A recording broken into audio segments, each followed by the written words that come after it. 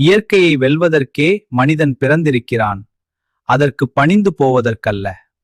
உன்னை உடம்பாக நினைக்கும்போது உலகிலிருந்து நீ வேறுபடுகிறாய். உன்னை உயிராக நினைக்கும்போது நிலையான பேரொளிப்பிழம்பின் பொறியாகிறாய். உன்னை நீ ஆன்மா என்று எண்ணும்போது அனைத்தும் ஆகிறாயா.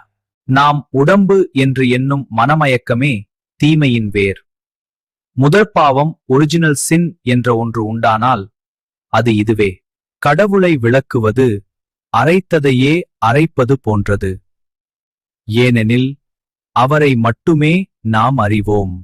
மிருகத்தை மனிதனாகவும் மனிதனை கடவுளாகவும் உயர்த்தும் கருத்தே மதம். நீ கடவுளே என்பதை விட, எவ்வளவு தாழ்ந்த மனிதனும் கடவுளே என்பதை விட உயர்ந்த நோக்கம் வேறு எது இருக்க முடியும்?